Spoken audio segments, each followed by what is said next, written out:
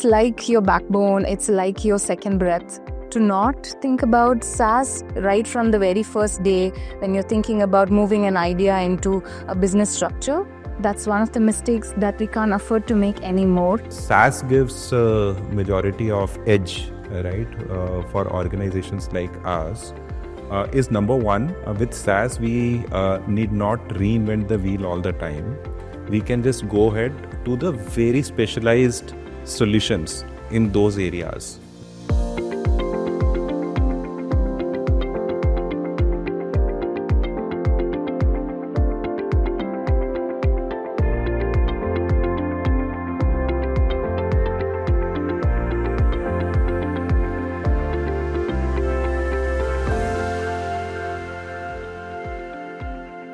Hello and welcome to The Long Game, brought to you by Zoho and Mint. In today's fast-paced and technology-driven business environment, agility and scalability are not just desirable, they are essential for survival.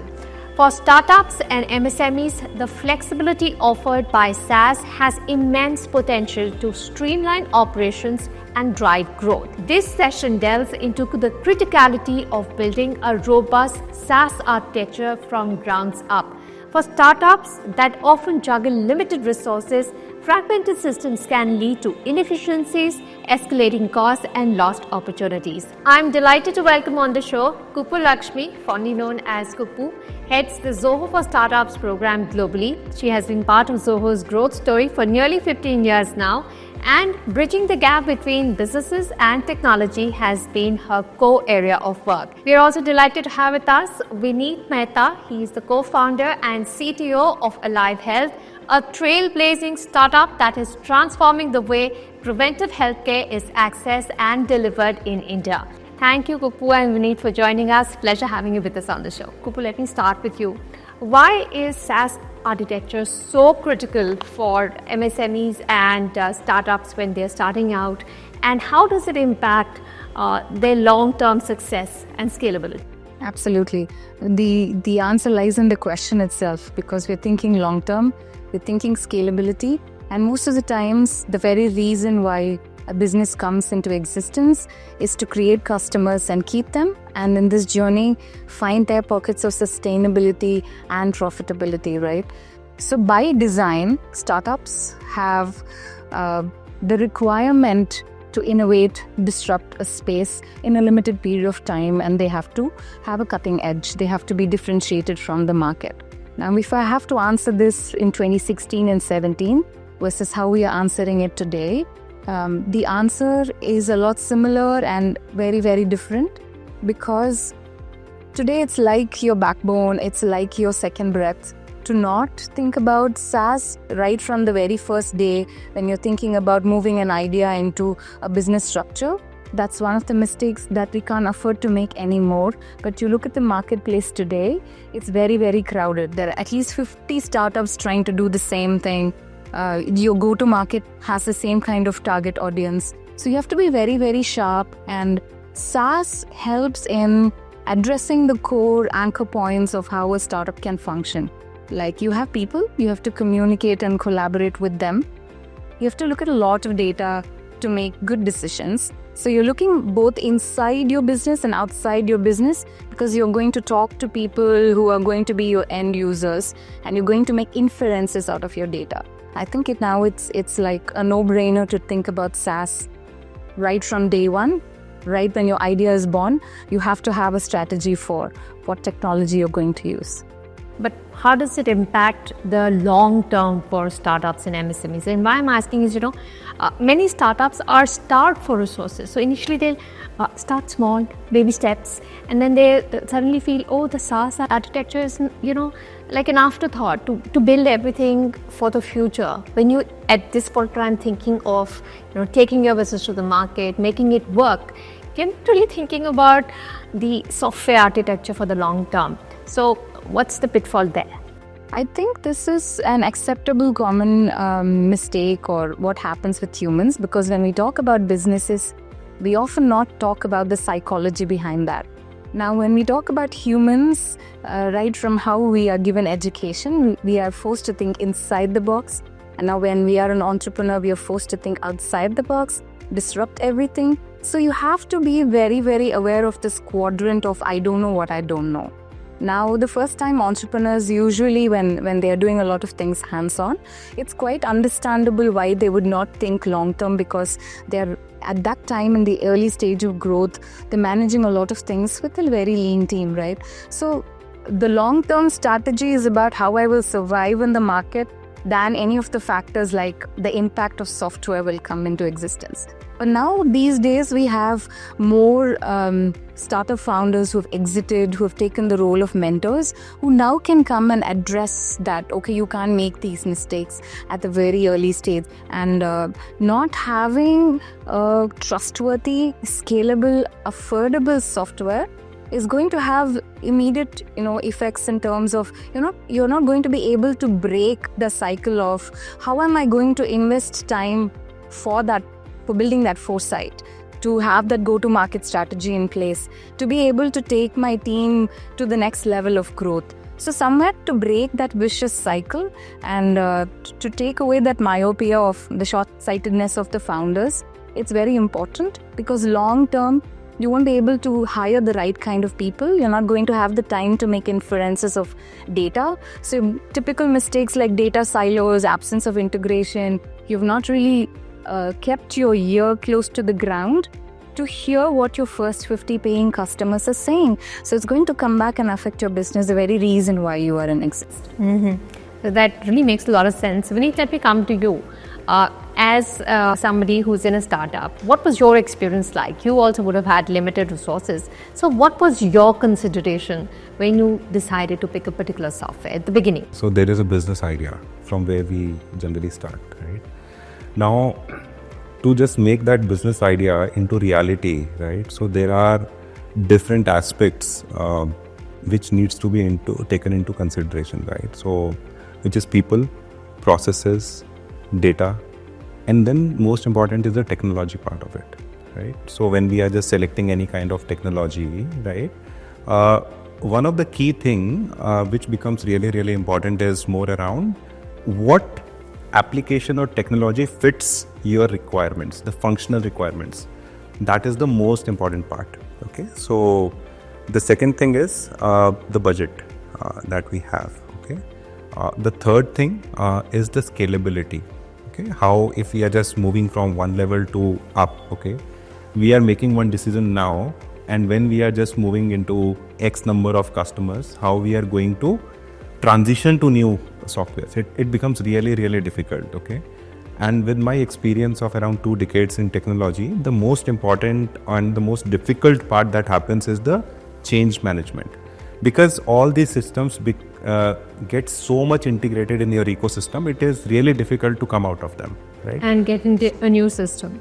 So does your experience in technology help your company? Say you've been a CTO, but I have an idea and I want to do a business and I have no idea about technology. I know I need technology because nobody can survive without technology.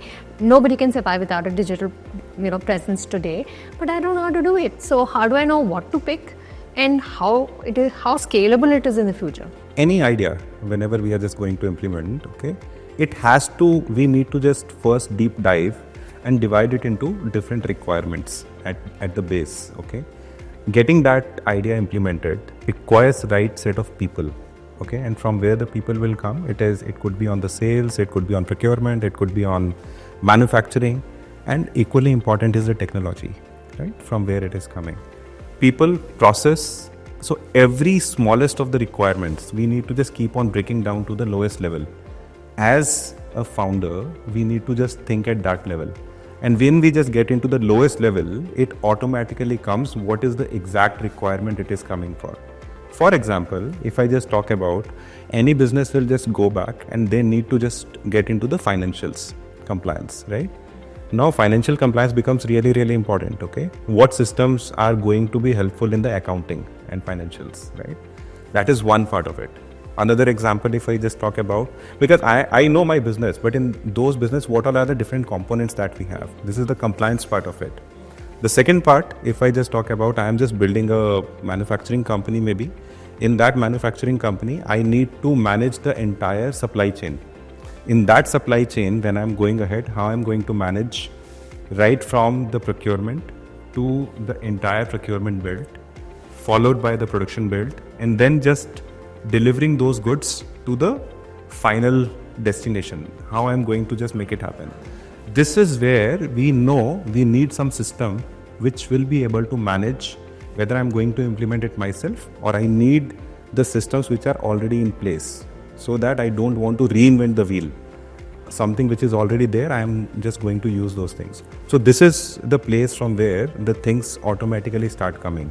And this kind of visibility, anyone, even the business heads, when they are just getting into new business models, it has to come to that level. What data I'm going to use? Vineet, as a founder, you know your business and you know that different processes, say it's supply chain or it's HR, all this needs to be automated or needs to be done, integrated with the system.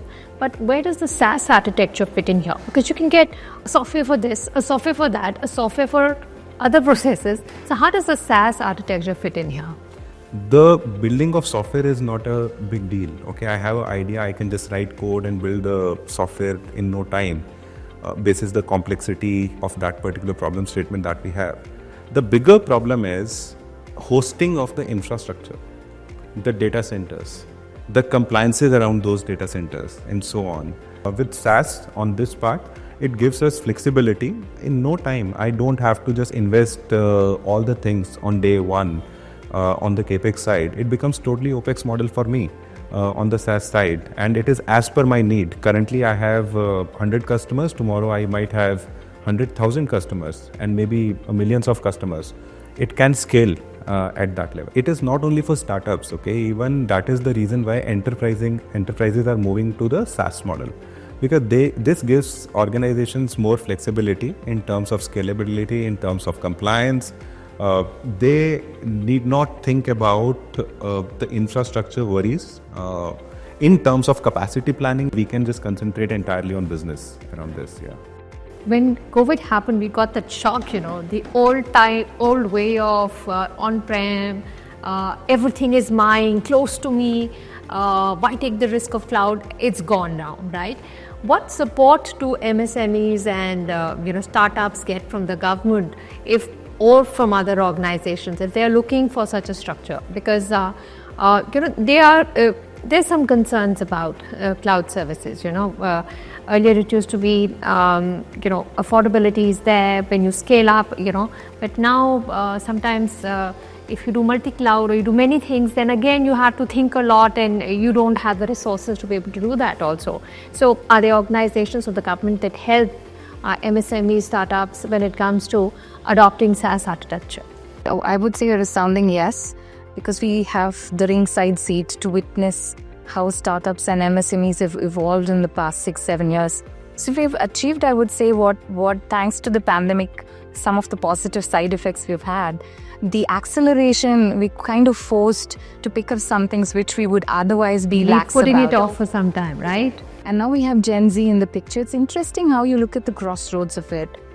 In India, with respect to India, looking at India at 2047. So from a crossroad of where you would want to be as an entrepreneur and how you are impacting, creating economy, employment, and somewhere the role of a citizen that you're playing, everything is coming into the picture. I kind of get goosebumps when I talk about this, because most of the times the support that you talk about is non-existent, and you have to have enough experts in the field to even make it available or simple, accessible.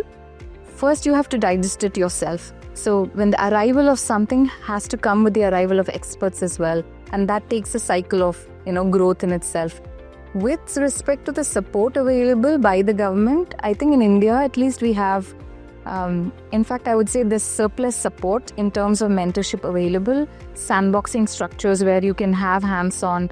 Like he said, there's a lot of proof of concept, but then when you go to MVP, exactly what is MVP, to not overdo it, you have people who can help you with that. People who can help you with infrastructure. You can do day one, you can do sandboxing to see how your idea is actually going to work into execution stage. The government has come into the picture, both state and the central, to make policies that are understandable, that most startups or MSME don't want to solve a lot of paperwork.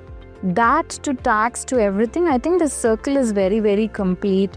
With Zoho also coming into the picture to give trustworthy software for some time for these businesses to take and then work on. We've had people from all zones coming in, and we're also addressing the future of work. So the government has done enough by bringing policymakers, by bringing the Gen Z into the picture, because these are the people who are going to live. And they're creating Long a after. digital ecosystem, Absolutely. economy for our country, making it easier. Yes.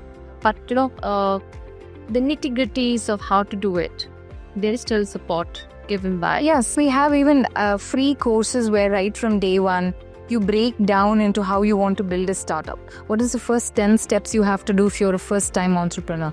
I think it's made very, very simplistic in the real sense, accessible. Vineet, now yours is a digitally native startup. How you use technology, particularly a SaaS architecture, can help you stand out and get ahead. From the technology perspective, when we talk, right? So all, at least our organization, it is a tech-first organization, right? We need to just think about every aspect of building the organization. It is not only when we are just going to serve the customers, right? So that is only development part of it. We are just taking something what we are just building, taking it to the consumer, okay? Then comes its support part of it, because this is the support is one part which is going to create retention of your customers for long term.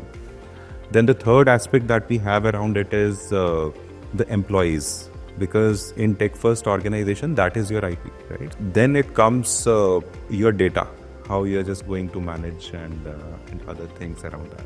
And then it is compliance.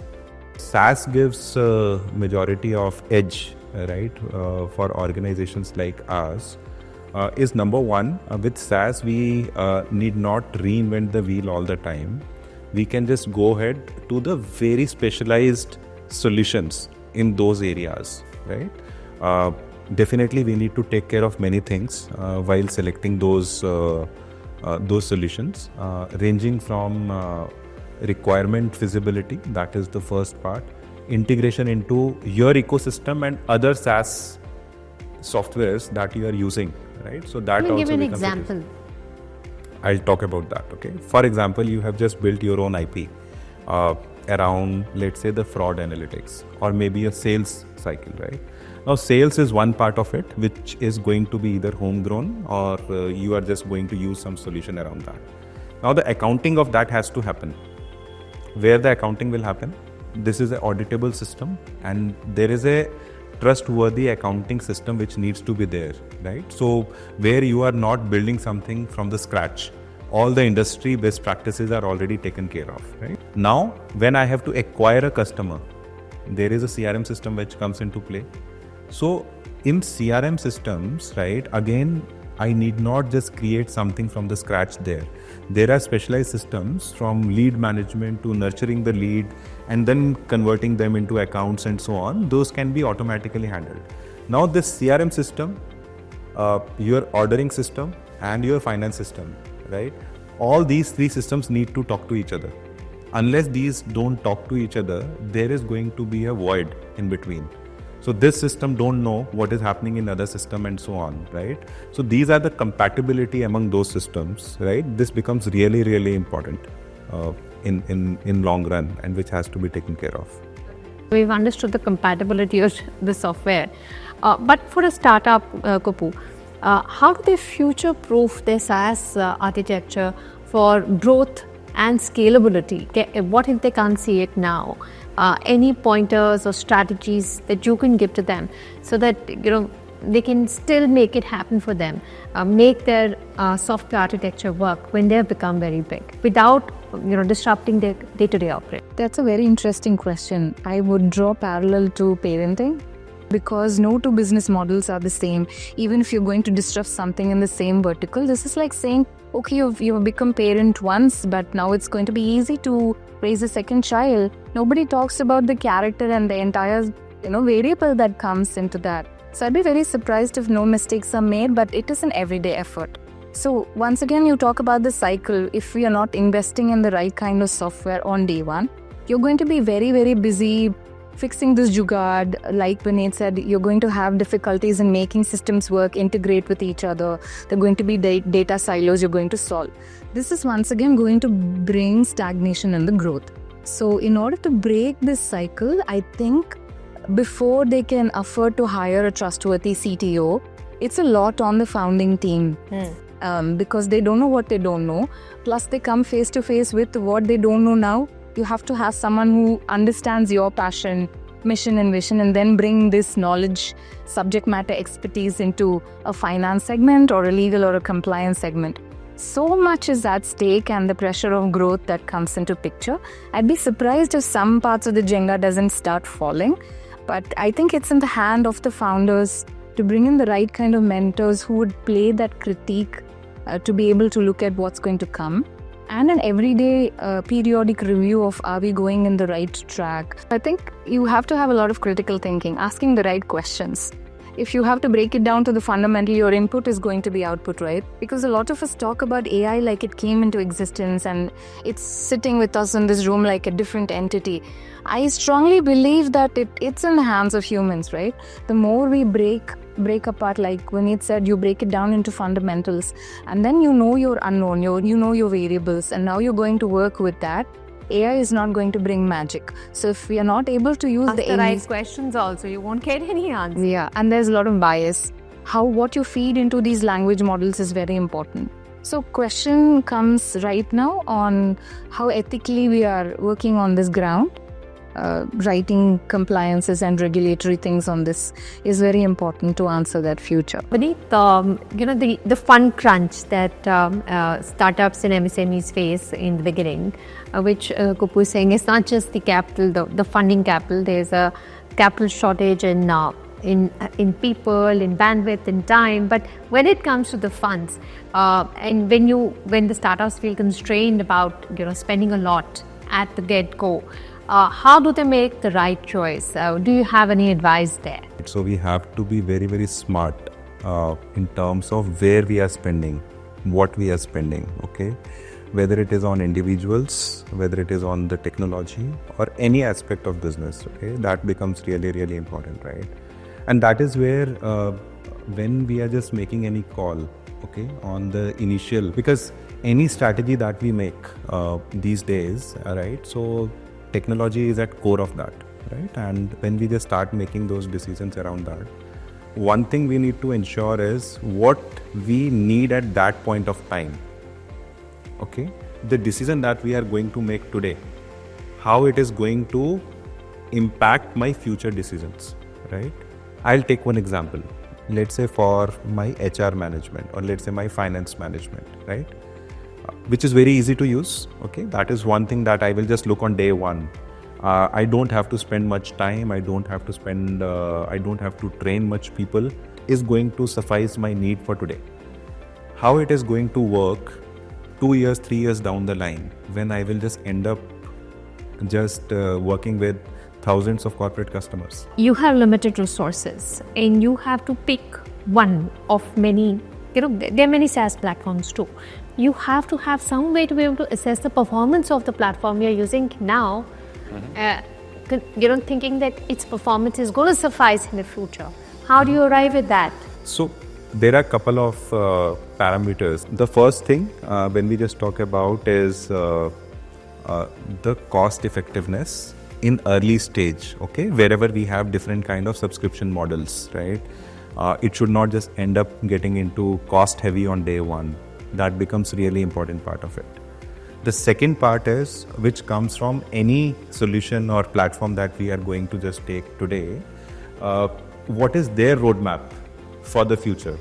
How they are investing in that specific area, how they are innovating, that gives a very clear-cut idea what they have done in past and how they are thinking for future. The third aspect that we have around this is availability of the community of that particular platform. When you just face some issues, because when you just get stuck, do you have enough support community available in the system or not? Same way, what kind of support that particular platform provides, that becomes really important in that case. And finally, when we just talk about the scalability part of it, right, and the compliance, if you just move really fast on that, right, so you need to be aware of which all geographies you are going to just expand in the future and so on, and their regulatory requirements, right? It is India, there are data localization, there are new bills which are coming. So how that particular platform is working towards that. I cannot today sit here and then store my data somewhere in US or some other country outside. It might seem the solution is very, I will say, cost effective as of now, but how it is going to just work, okay, that is perfectly fine. I will just spend more later on. So these are the different flexible subscription models, which becomes really important for us. Yeah. So Vineet has told us his parameters on how he has assessed the performance of a SaaS platform to be able to use it today. If I ask the same question to you, how can the startups pick a SaaS software? What factors they should keep in mind considering the kind of growth they're looking at in the future? Yes. I think my top 3 picks would be look at the pricing, and what you see is what you get. So the language that they use is not very complex, it's easily understandable. Because who you are and what you do is very, very connected, and if you don't get it, it's going to bring a lot of challenges in the future. So the pricing and the transparency, the language that is used around that.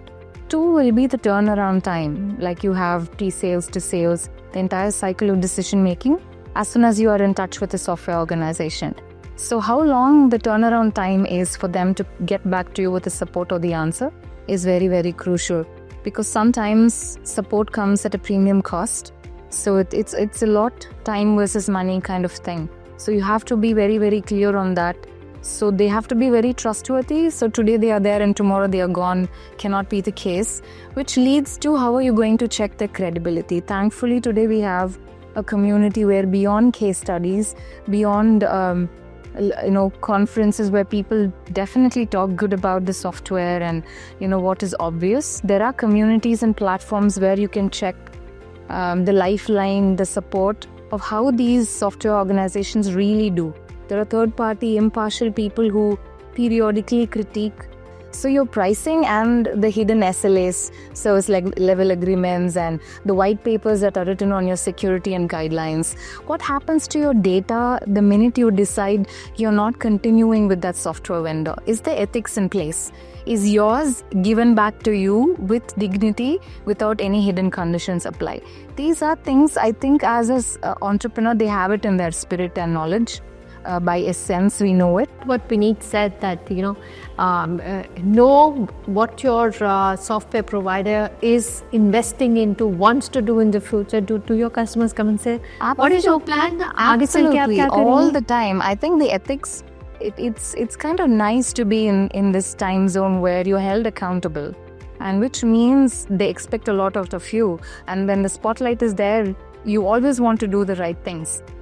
We want to understand from you on the issue of compliance and safety, because like you mentioned, everything was on-prem, it's all mine, I protect it, I'm the cop and I'm the judge and I'm everyone, and suddenly you have to move to a cloud SaaS architecture because it's the need of the hour. COVID has shown us that this doesn't work.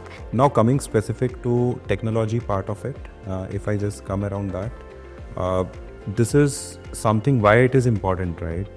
Because now both ethically as well as legally, right, the organizations are bound to secure the data of their consumers. Yeah, but what's the liability? Because see, you are in the future thinking of expanding to a geography where the liability is fixed, you know it now. But now here in our country, it is still flexible. It's still not set in stone. So then, how do you decide that this is the bare minimum for me? When the bar here perhaps may be much lower, but bar elsewhere is high, and you're not there yet. So I mean, how do you decide? So when we just talk about that part, right? So we need to always aspire for that kind of the security conditions that we are just looking forward to, right? Because when we are any consumer which is coming to us, right, they are trusting you while sharing any of the personal information with you, right? So that becomes your ethical responsibility to make a initial decision, right? So it is very, very critical from that perspective. And from that thing also, with the new regulations which are coming within our country also, with the DPDP and all, yeah.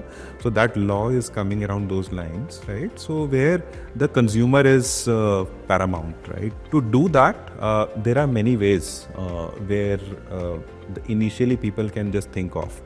They may not have the initial bandwidth, or they may not have initial mind space to just get into all the certifications on day one. That is perfectly fine, right? But those kind of basic guidelines that we have around there to protect the data, okay, that thing what you are developing, right? Getting into encryption, getting into different kind of data at rest, motion, all those things come into that play, what softwares you are building. But at the same time, the important decision factor is with all the applications that you are selecting on that day, whether those applications are compliant or not.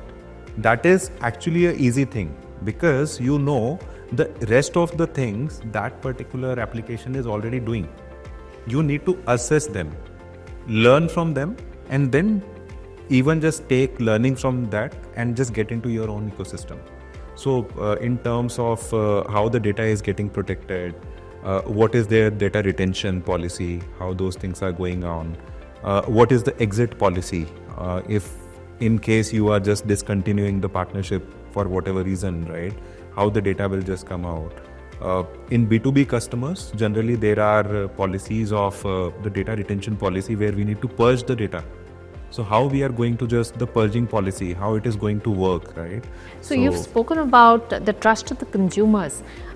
Does your data infrastructure or your software infrastructure, whether it's a SaaS one or otherwise, inspire even investors and help you get growth capital? What investors are looking for, right? So they are always looking into a business, okay, which is going to just give the returns in long term, right? And wherever there is a risky proposition, okay, iota of risky proposition that comes, okay, it impacts the decision making on the investor side, okay, and data security is that one part of it. So the second part, I talked about that earlier, right? So for example, they are looking for the data consistency. There are auditable systems that we have, which comes with the change logs, the standard and the best in industry practices, right? So these SaaS platforms, which are built with that kind of thought already, they have learned from many industries, and that kind of expertise has already gone into just developing those processes, right, within that ecosystem. We need to only adopt those processes. So that becomes really important. These applications are giving a lot of best practices. It is a starting point for the business leaders to simply just go and start implementing and concentrate more on the business part of it. Rest of the thing, these kind of applications, definitely you need to deploy the right kind of processes to use it. That is in our hand. But yes, these are the guidelines. The transparency builds a lot of confidence. Exactly. So, Kuppu, a lot of people think, startups in our country are in for just the big bucks. Get the valuation, get out. No, people think, are suspicious of startups, thinking that they're not there for the long term. But there are some startups that are bootstrapped and have a long-term vision. So, what's your advice? I think my answer would have significantly been different. Because now the whole concept of bootstrapped and you want to be long term, or you want to do a small idea and exit, I think it's nothing wrong, because as long as you do it ethically, both are business models. Some come into for making quick money and do it in the right way. You disrupt for a small period of time and exit, and then you get to be part of a bigger picture. It's still a business model. And if you want to go the bootstrapped way, it has to be very, very viable that way. I can't aspire to be bootstrapped, right? The whole model should work in that way where I understand the pros and cons of what comes into being bootstrapping. So what we can do, some of the things that we can adapt is the bootstrap mindset. When we take VC money, there are two ways to look at saying, hey, mera paisa hai, it's my money. So I do whatever with it, or I feel responsible to see if it were my money, where will I put into it? So I think it's a lot, like I said, a lot of what you measure comes from things you can't measure. So the ethics of the founder and the mindset from day one, where they understand that they need other people to come and join them in their vision and circle, and how you would use software into hiring the right kind of people beyond your founding. All of this comes together. So beyond what definitions are written of what is considered a bootstrap, I think a lot is intangible. It's in the mindset. All business models are, as long as they're done ethically, it's not right or wrong, as long as they are very clear with what they want to do. Thank you, Kuppu and Vineet, for joining us and sharing with us strategies on how startups and MSMEs can pick and build a SaaS architecture that is thoughtful, cohesive, and forward-looking. That brings us to the end of this episode. I hope you found it useful and informative. Stay tuned, we'll be back with lots more.